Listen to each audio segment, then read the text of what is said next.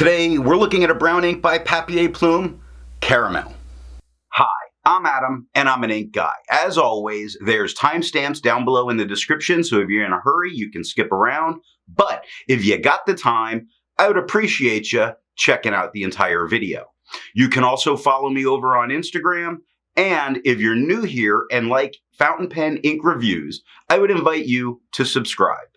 In order to make sure I have a range of experience with this ink, I do the writing samples. I then inked up this Fountain Pen Revolution Himalaya with a flex nib. I wrote with it for a day. I then used it to take the notes for this video.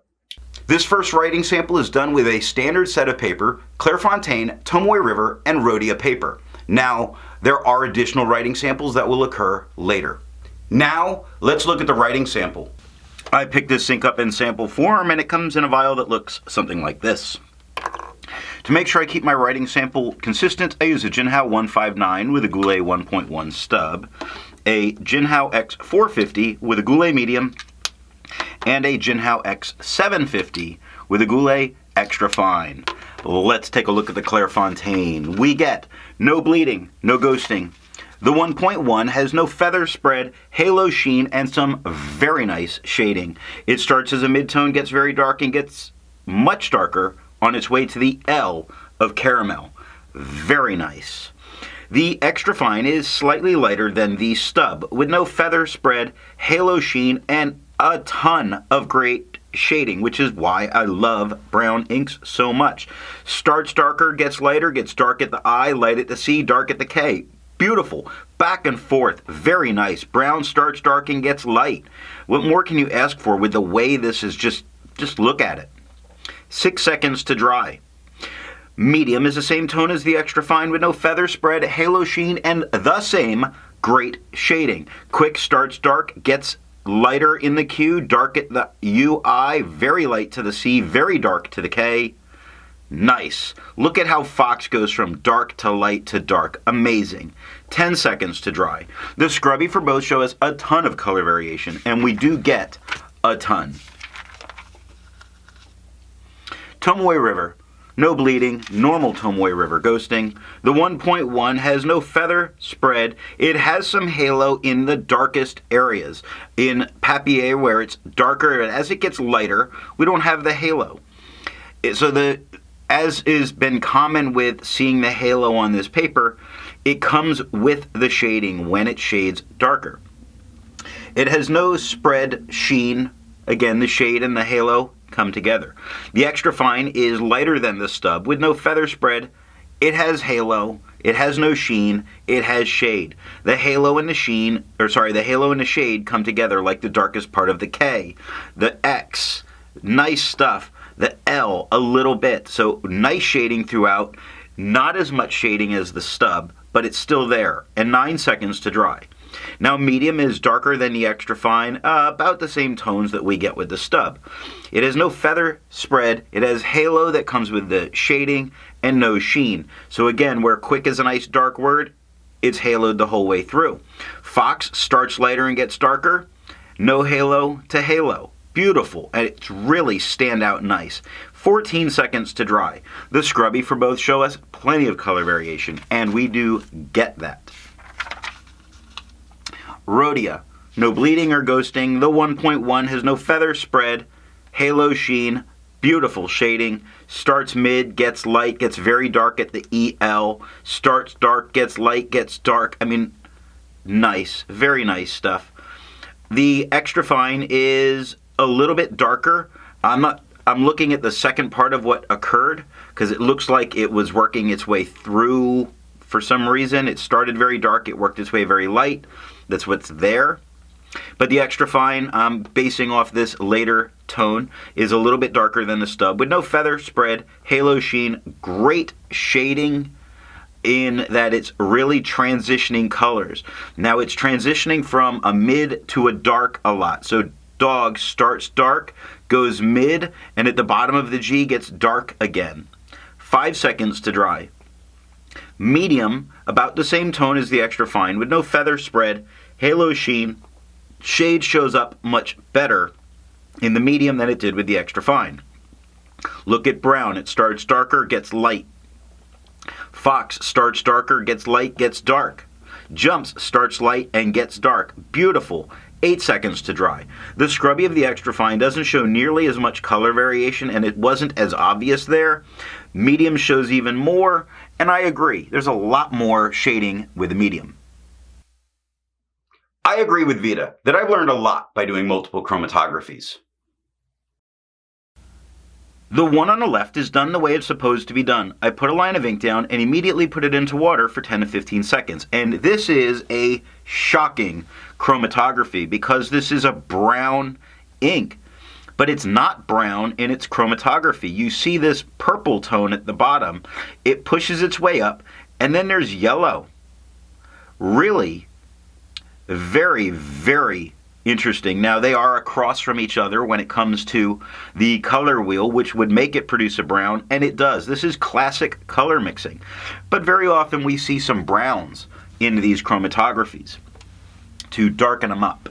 The one on the right, I let dry for 10 minutes before I dunk it into water. And what we really see as the difference between the two is that purple across the bottom is really forming a line of some permanence.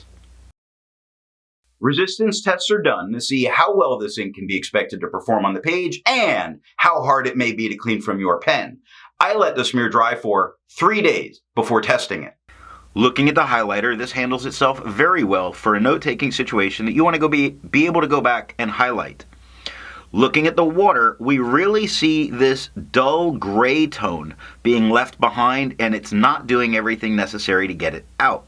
Now, the pen flush is starting to really break the ink up. If you look at across the bottom of where that pen flush was, you start to see different levels of the breakup and the beginnings of the white of the paper coming through, which makes me say that pen flush is all you should need to get this out of your pen. 1/3 bleach solution, even though I don't think you would need it, does completely obliterate it with only 30 seconds, but there's no need to use that to get this out of your pen.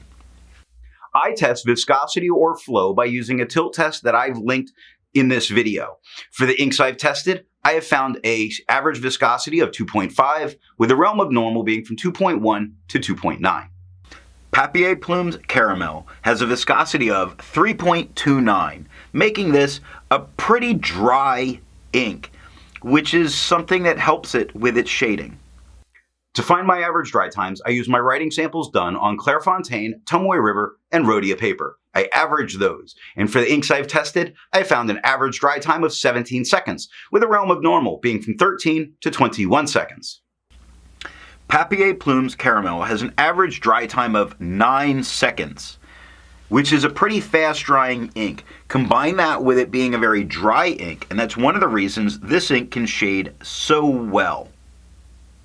Instead of finding inks that look like Papier Plume Caramel, I would prefer to find an ink that complements its color on the page.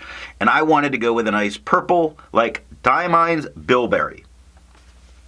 The second writing sample is done on TWSBI, Leuchtturm 1917, and 28-pound copy paper. Here we're looking at TWSBI notebook paper. Now, here we have no bleeding and no ghosting. The 1.1 has no feather spread, halo sheen. It does offer some shading. Like when you look at Papier compared to Caramel, very different tones. The shading that's going on is very subtle through the writing, but when you have its lights next to its dark, it's obvious. The Extra Fine is a lighter tone than the stub with no feather spread, halo sheen, not a lot of shading. There's spots that are slightly darker than the rest. The K is quite darker than the rest of Quick. The X is slightly darker than the rest of Fox, but not a lot of shading here. 5 seconds to dry. Medium is about the same tone as the Extra Fine, with no feather spread, halo sheen, but the shading is much more obvious. Brown starts as a mid, works its way light. Quick starts as a mid, gets very dark.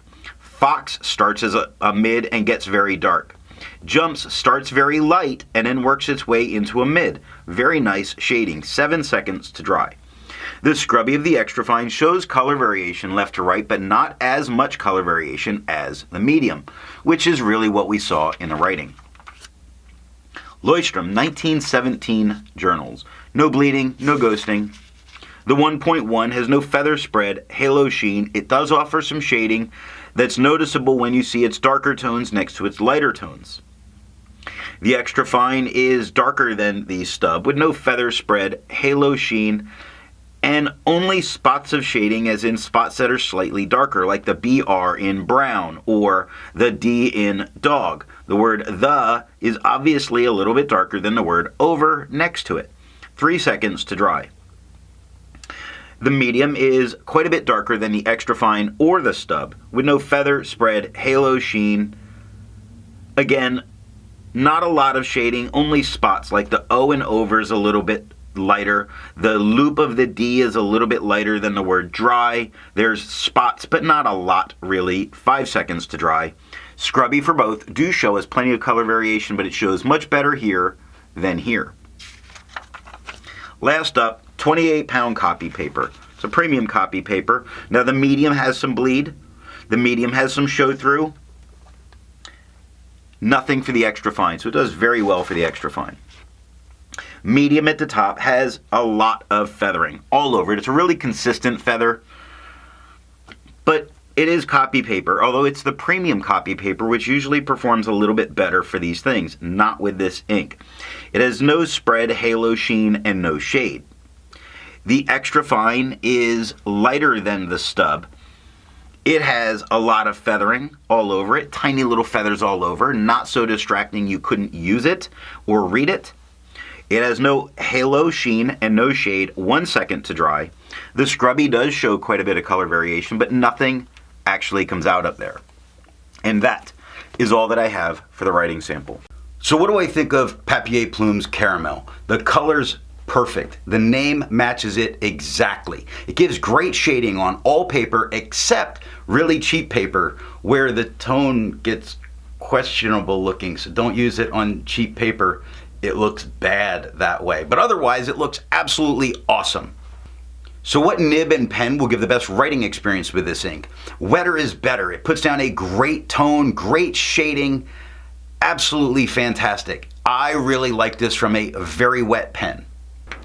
If you've made it this far, and according to my analytics, 50% of you aren't, and you enjoyed it, give me a thumbs up. If you are not subscribed, I would invite you to subscribe, and thanks for watching.